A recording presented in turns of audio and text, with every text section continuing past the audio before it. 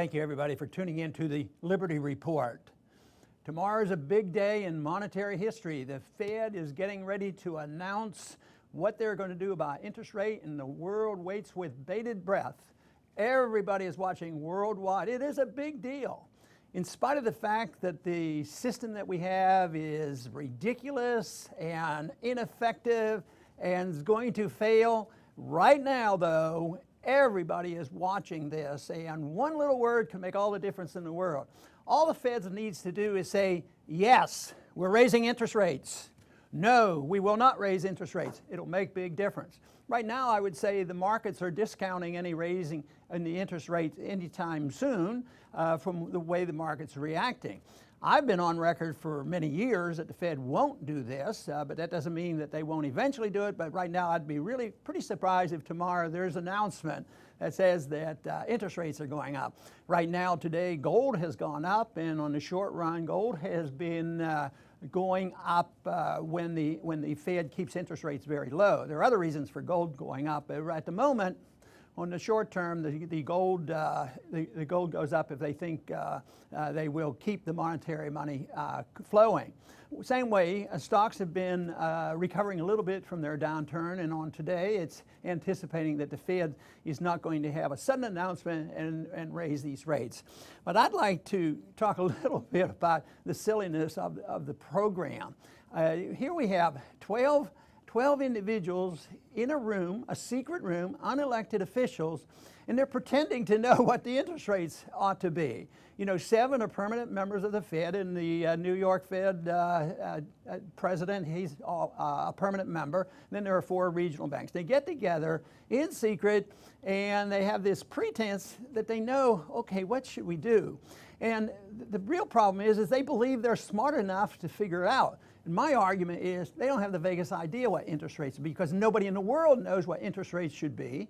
Because just as all prices should be set in the marketplace, it takes hundreds, thousands, millions of people buying and selling, borrowing and lending and saving to make these determinations. But the officials in central banking actually deceive themselves. Some believe it in a philosophic sense, in an academic sense, that this is good and proper and they're doing the Lord's work and this is why it's working. Others are very much aware of the power that can be wielded in central banking. And that is why you see not average people going to become members of the central banks. They usually have a strong relationship with Wall Street and the banking industry, both domestic and international. And that's a driving force. But I have met Federal Reserve Board members and others who really believe in this, almost like a religious belief that the world would be totally chaotic if you didn't have smart people doing central economic planning by manipulating interest rate and monetary policy. Well, I'm a strong disbeliever in that. I don't believe it is possible. And you know, somebody that I learned this lesson from, I want to put up a quote from him, and that is Frederick Hayek. And Hayek is the one and only Austrian economist that won a Nobel Prize. And Hayek won that prize in 1974. Interestingly enough, in the early 1980s, he was in Washington, D.C., and I was a member of Congress in the Banking Committee at the time, and was fortunate enough to have dinner with him, which really was a fascination for me to sit down and spend an evening with him. But he is well known for a statement and a concept that he called the pretense of knowledge. And the quote is on the screen right now. It says, to act on the belief that we possess the knowledge and the power which enable us to shape the processes of society entirely to our liking, knowledge which in fact we do not possess, is likely to make us do much harm. Well, there can't be anything more straightforward than that, because I think he's been proven absolutely right. Look at the harm done with the manipulation. But the potential harm that is coming up now is much greater than ever before, and that's why there's so much attention given to this announcement that will be coming tomorrow, 2 o'clock Eastern Time. And there will be a lot of people waiting and watching. But it still just blows my mind thinking a yes or no might make the difference. Might make the difference of billions of dollars? No. Trillions of dollars instantaneously. And even though there may be some quick reactions to what they say, it won't be the permanent reaction because there's the long term too. The traders will react immediately to what is said or implied, and sometimes it's vague and sometimes people have to anticipate. But the one thing is if tomorrow they say, no, we're going to hold the line, or they say we're going to raise it 0.25%, they're going to raise the interest rates, which is minuscule. And immediately after that happens, that will be discounted. Then they will be starting to anticipate, well, when are they going to do it again? What will happen in 4 weeks? What will happen in 6 weeks? What is the Fed going to do? And it just goes on and on. But this time it's been longer than usual. This is why it's historic. We've had the dollar reserve standard, paper standard since 1971. And they hobbled along with this with many recessions and financial bubbles and bursts that have happened. And we're still in a recession that started in 2008. But the Federal Reserve, because they're addicted to interest rates and the economy is dependent on forever pumping in liquidity and so-called capital, and we don't depend on savings and we don't operate with a free market, they haven't raised interest rates in 10 years. Not that I think they should have or could have or known what to do, but just in relationship to their policy, they haven't touched it for 10 years. And of course, it's been at 0% for more than 6 years. And when Greenspan, even before Bernanke, people said, well, he's brought this crisis on because he kept interest rates too low too long. So the solution since that time has been to take interest rates down to zero, which makes no sense whatsoever. You know, today I noticed that the gold price has bumped up, a significant amount in reaction to their anticipation. And for it to go up $15 to $20 means that they're pretty confident that there's not going to be an announcement that all of a sudden interest rates would rise. But one thing that people make an assumption, and on the short run, in the current condition it is true, that if they raise interest rates and the dollar goes up a little bit, it might be harmful to gold. But there are other conditions when the market pushes interest rates up. If the interest rates go up and there's inflationary pressures, it could cause gold to explode, which is exactly what happened in the 1970s. So to have a computer model to predict what will happen if they raise or lower interest rates just doesn't hold. Conditions do change all the time, and that's what they can't predict. I am going to suggest in the form of a prediction that history will show. Exactly when that history will come, I don't know. It could be in 5 years, it could be 10 or 15. But history will show, and there are individuals now already reflecting on current status. They're going to look back and look at this as the craziest monetary history that they have ever seen, with what the world is being sustained with by this inflation and the QE and the computers running with no results, and they still want to do the same thing.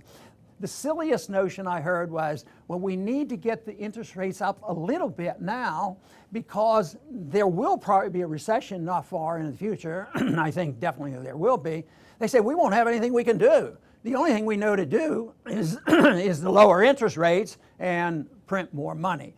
But that is about the most ridiculous reason to raise interest rates. But this whole idea that the Fed should decide the supply of money and what the price should be, the interest rates, is socialism in money. That means one half of the economy is socialized because you have the supply of goods and services, and you have measuring those supplies in a currency. It used to be that we had a stable currency and we could define it and define what a dollar was, but that doesn't happen. So the job is to try to bring these together, but nobody can define a dollar, and therefore there is no way that they can anticipate. So it becomes a monopoly. Now, the one thing characteristic of a monopoly, and I believe that the only true monopoly are government monopolies, and though a lot of people argue the Fed is not part of the government, it's the government and the people that allowed it to be created, but they are created by legislation. They've been tolerated, but they do have a monopoly control over a lot of what's going on in the economy. That's why they can be so bold that they believe they can regulate stock prices, and they do a lot of that, but eventually that isn't possible. That's the reason they come up with these schemes that when their policies are failing, that they say, well, the stock might go down, so we have to have a plunge protection team. We have to have the government interfering and prop up prices. They've tried it in Japan, they've tried it in China, we do it all the time, we do it constantly. That is all artificial. But another characteristic of monopolies, it serves the interest as long as they exist and they benefit from the power they get from government. There's going to be groups that benefit and other groups would suffer. And this is one of the reasons why we have the discrepancy in wealth distribution. And now we have socialists running and populists running and saying, oh, isn't it horrible that you have the rich and the poor, and we have to use, you know, the force of government to redistribute laws, redistribute the wealth, right, and regulate the economy and all this. Well, that's just more trouble, as Hayek pointed out. It breeds more trouble. And they can't do it is the big problem, because the power is so strong. But it will serve the interests, and this is it. The middle class gets wiped out under these conditions, and the very wealthy do benefit. But the whole problem that I see politically is that anybody who has wealth is blamed for it. Not just the people who have had special privileges from the Fed and got their bailouts and they get their contracts from government and they're in the military industrial complex and all these things. They're not the people that they sort out. They say anybody with wealth, and they come down with these solutions. Well, wealthy people ought to be taxed 90%. Well, we've tried that in the past. So the monopoly idea is just horrible. In money, it is extremely bad. But what I see happening today, and especially tomorrow, is us getting awfully close to the day when this quits working. The markets always win out in the end. This type of a monetary system causes a couple things. It causes too much debt and malinvestment. We have too much debt and we have too much malinvestment, which are the bubbles, too much money buying bonds that aren't worth anything, and too much money in stocks that are still in a bubble formation. So the market says this has to be corrected. And when they recognize it, the market forces are powerful. So we talk about deflationary pressures, and we have to stop the deflationary pressures. And of course, the government and the politicians want inflationary pressures, even though that has been the basic problem. So they keep arguing back and forth. But the deflationary pressures always win, but not always in the sense of all of a sudden the money supply shrinks like it did in the 30s. We have money managers now that will not let the money supply shrink, but they have lost total control of where the money will go. And that's the problem that they face. But under these conditions, when there's excessive malinvestment and excesses in the economy, and especially too much debt, it has to be liquidated. The debt has to be liquidated, and in a way the Fed knows that, and in a way they're sort of saying a prayer, let's liquidate the debt a little faster. That's why they talk about, if we could only get the CPI going up at 2% a year, this liquidation will be smooth and orderly. But the truth is they can't control it, and that'll get out of whack too. But the basic flaw is in central banking. The basic flaw actually started with the authority by our government giving the Fed the authority to manipulate and regulate money. And since that time, all we have done was try to write more regulations to try to correct the mistakes that the Fed has created. So we're at a milestone and an opportunity, because as this failure becomes more apparent, changes will have to come, and hopefully we come up with sensible changes. This is also the reason that we have to concentrate on knowing more about the Fed. 12 guys, women too, in a secret room figuring out something that there's no way they can know. They do not have this wisdom. This will end, and it has to end. And we will have to have a system someday where the market's allowed to operate. We know that most economists in this country would never vote for wage and price controls. But this is equal to wage and price controls of all the economy because it's price controls of money. It makes no sense whatsoever. It's very, very dangerous. It's dangerous because poverty prompts people to say and do dumb things in a more authoritarian way. And also the system that we've had has provided the financing for the senseless wars that are going on around the world.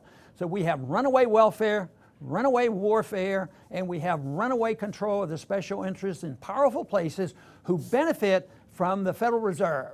What we need is a true audit of the Federal Reserve so we know exactly what we're dealing with. The American people are with us on the audit, so the sooner we get an honest audit, the better off we will be.